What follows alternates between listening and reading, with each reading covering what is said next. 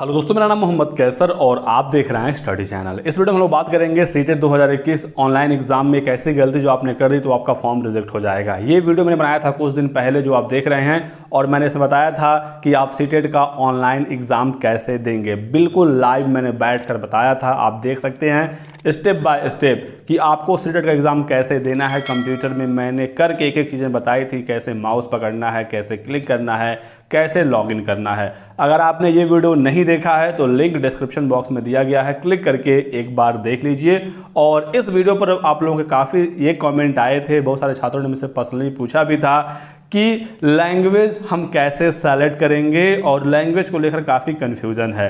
क्योंकि इससे पहले जब ऑफलाइन एग्ज़ाम होते थे उस समय भी लैंग्वेज को लेकर बहुत सारी गलतियां स्टूडेंट करते थे और इस बार जब पहली बार ऑनलाइन एग्ज़ाम होने जा रहा है तो लैंग्वेज वाली गलती इस बार काफ़ी ज़्यादा देखने को मिलेगी। और अगर आपने ये गलती कर दी तो सीधे सीधे आपका रिजल्ट ख़राब हो जाएगा और पास बहुत ही मुश्किल हो जाता है। इस कंडीशन में 99% स्टूडेंट फेल हो जाते हैं। क्यों हो जाते हैं फेल और आपको किस बात का ध्यान रखना है मैं आगे आपको वीडियो में बताने वाला हूं।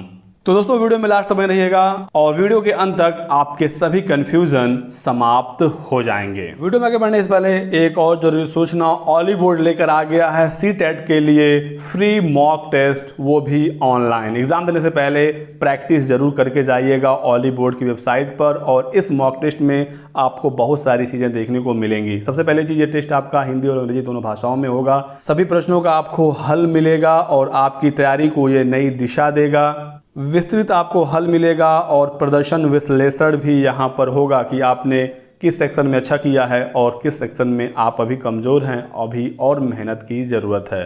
तो अभी की अभी परीक्षा दे लीजिए। यहाँ पर क्लिक करके लिंक डिस्क्रिप्शन बॉक्स में दिया गया है, जैसे ही आप क्लिक करेंगे ये पेज आपके सामने आ जाएगा। बिल्कुल फ्री में यह एग्ज़ाम आपको मिल जाएगा।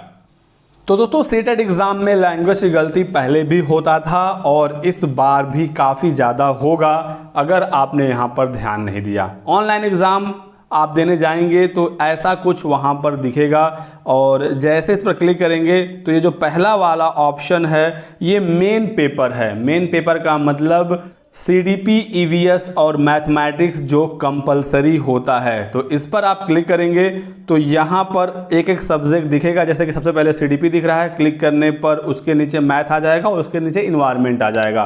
तो जिस पर आप क्लिक करेंगे उसके 33 सवाल आपके सामने आ जाएंगे। मैंने पूरा इसका डिटेल बताया हुआ है, तो आप हमारा वो वीडियो देख लीजिएगा जिसके बारे में मैंने आपको शुरुआत में बताया, लिंक डिस्क्रिप्शन में दिया गया है। उसी के साथ साथ दोबारा से जब हम इस पर क्लिक करेंगे तो आपने समझ लिया कि ये वाला जो पहला सेक्शन है वो मेन पेपर के लिए है। उसके बाद सेकंड ऑप्शन में लैंग्वेज 1 लिखा है और उसके बाद फिर लैंग्वेज 2 लिखा है। यहीं पर आपको ध्यान देना है, लैंग्वेज वाले सेक्शन में गलती नहीं होनी चाहिए, नहीं तो आप पास नहीं हो पाएंगे सीटेट का एग्ज़ाम।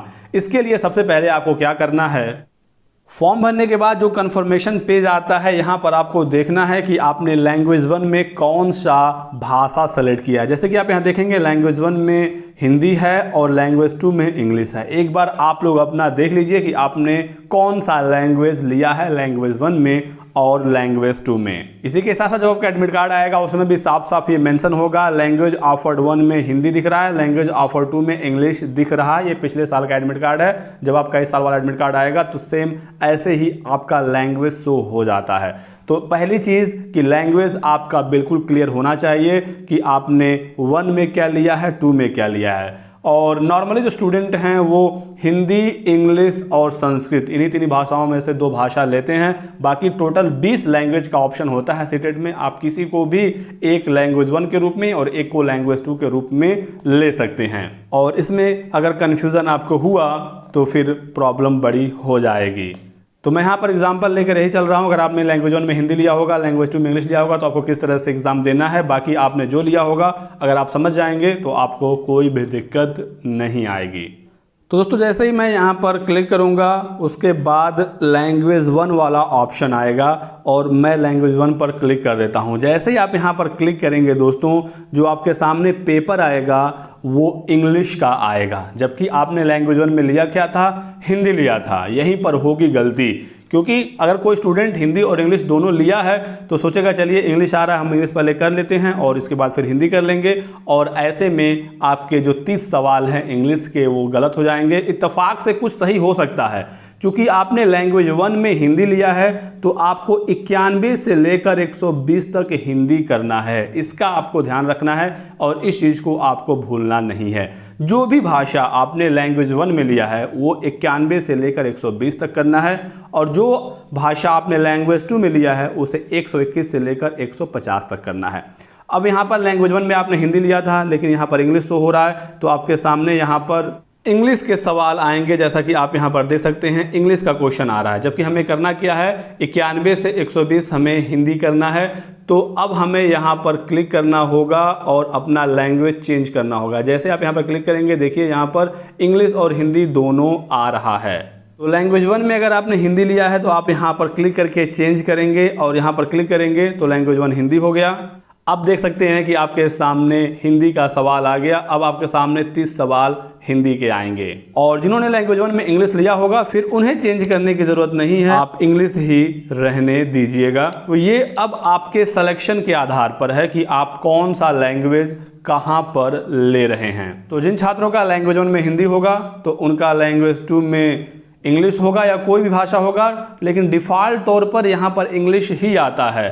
तो अगर लैंग्वेज 2 में इंग्लिश है तो फिर आप यहाँ पर इंग्लिश के 30 सवाल हल कर लीजिएगा।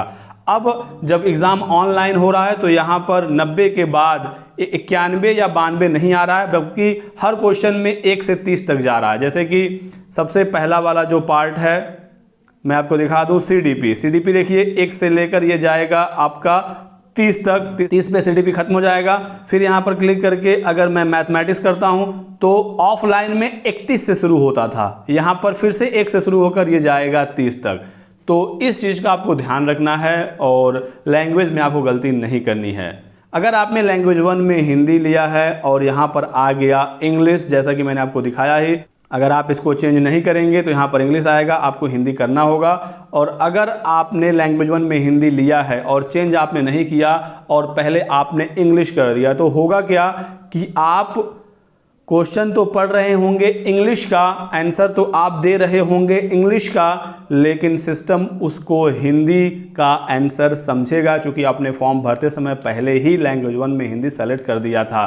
तो इत्तेफाक से 30 में 2-4 सवाल आपके सही हो गए तो हो गए, बाकी सब गलत हो जाएंगे।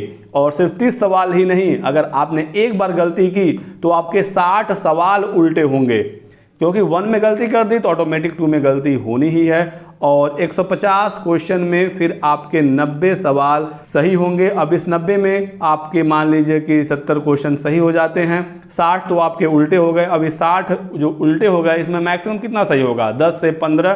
तो 70 के बाद अगर 10 सही हुआ तो 80 होगा, 15 सही हुआ तो 85 हुआ, और पासिंग नंबर 90 है सामान्य वर्ग के अभ्यर्थियों के लिए।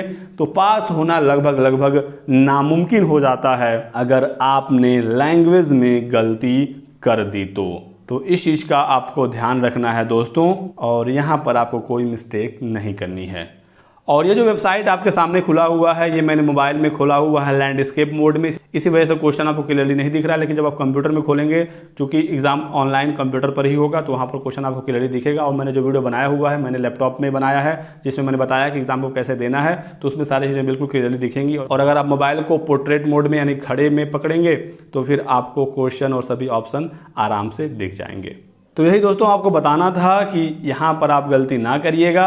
और एग्ज़ाम से पहले अगर आप ये वीडियो देख रहे हैं तो आप अपने आप को लकी समझिए कि गलती करने से पहले आपको इसकी जानकारी हो गई। शेयर करिएगा इस वीडियो को सभी अपने दोस्तों के साथ जिन्होंने भी सीटेट का फॉर्म भरा है, ताकि वो गलती ना करें और परीक्षा वो आसानी से पास हो जाएं।